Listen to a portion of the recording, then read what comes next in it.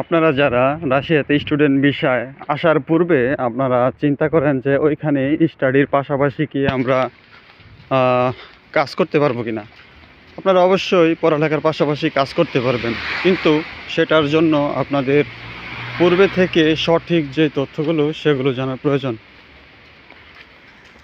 আপনারা যদি সঠিক তথ্য না জানেন, যদি কারো মাধ্যমে আপনারা কাজ করান এবং ভুল তথ্য আপনাদেরকে দেয়, তাহলে কিন্তু আপনারা হতাশ হবেন। যদি সঠিক তথ্য আপনারা জানতে চান, তাহলে আপনাদের প্রথমে যে কাজটি করতে হবে সেটি হচ্ছে অবশ্যই সঠিক একটি মাধ্যম ধরতে হবে। সঠিক মাধ্যম ধরা ছাড়া কখনোই আপনারা ভালো কিছু করতে পারবেন না। আপনাদের টাকাগুলো অপচয় হবে, এটাই সত্যি। আর আপনারা যদি একটু হার্ডওয়ার্ক করতে পারেন, তাহলে কিন্তু আপনারা রাশিয়াতে ভালো কিছু করতে পারবেন। আর রাশিয়াতে মূলত আপনাদের নিয়মের উপর চলতে হবে।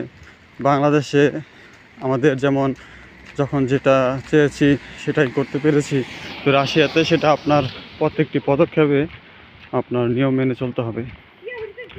উইদাউট রুলস আপনি এখানে বেশি কিছু করতে পারবেন না।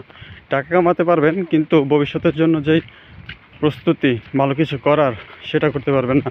রাশিয়াতে ভালো কিছু করতে হলে আপনার নিয়ম মেনে চলতে হবে। আরেকটা ইন্টারেস্টিং জিনিস হচ্ছে, এখানে আপনি 90 বছর থেকে 80 বছরের যে হিউম্যানগুলো রয়েছে তারা কিন্তু ফিট। অনেকেই দেখবেন সকাল সকাল তারা জবে যায়, কিন্তু আমাদের বাংলাদেশে এই বয়সের মহিলারা দেখবেন তার রুম থেকে বেরোতে পারে না। আর একটা জিনিস, এখানকার মহিলারা দেখবেন পুরুষদেরকে, বিশেষ করে বাংলাদেশি বা অন্যান্য কান্ট্রির যে লোকগুলো রয়েছে ওদেরকে দেখবেন হাঁটবে, কিন্তু হাঁটার মাধ্যমে দেখবেন তাদেরকে পিছনে ফেলে দেবে, মানে তারা এত স্পিডে হাঁটে মহিলারা। এখানে সব কিছুই ফাস্ট হয়। আশা করি বুঝতে পেরেছেন। আরও অনেক কিছু আপনাদেরকে জানাবো, ধীরে ধীরে জানাবো। আপনাদের যদি কখনো কোনো কিছু জানার প্রয়োজন হয়, আপনারা নক করতে পারেন। এই ভিডিওর মাধ্যমে আমি নাম্বারটি আপনাদের কাছে পৌঁছে দেব, হোয়াটসঅ্যাপ নাম্বারটি। ফেব্রুয়ারি ইনটেক তো প্রায় শেষের দিকে। আপনারা যদি সেপ্টেম্বর ইনটেকে চান সামনের বছরে, তাহলে আপনারা আমার সাথে যোগাযোগ করতে পারেন। আশা করি আপনাদের যেভাবে ভালো হয় সঠিক তথ্যটাই দিব। যেটা সম্ভব না সেটা কখনোই বলবো না, যেটা সম্ভব সেটাই বলবো। অনেকের ইয়ার গ্যাপ থাকে 5, 6, 7 বছরের, তাদের জন্য কিছু কিছু জায়গা রয়েছে, আপনারা চাইলেও যোগাযোগ করতে পারেন। কিন্তু যাদের স্টাডি গ্যাপটা একটু বেশি, তাদের জন্য প্রসেসিংটা একটু জটিল হয়। তারপরেও চেষ্টা করলে সম্ভব সব কিছুই। আশা করি আপনারা বুঝতে পেরেছেন। এই যে এখানে দেখতে পাচ্ছেন, এগুলো কিন্তু ডরমিটরি। যে পাশে যেগুলো দেখতে পাচ্ছেন ডরমিটরি, এগুলো হচ্ছে স্টুডেন্টরা এইখানে থাকে।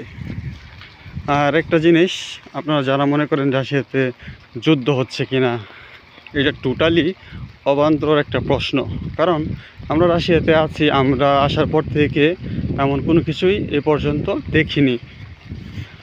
আর যুদ্ধ হচ্ছে অবশ্যই, সেটা হচ্ছে ইউক্রেনের এরিয়ার ভিতরে, মানে রাশিয়া তার সীমানা থেকে ইউক্রেনের অনেক ভেতরে জয় করে নিয়েছে।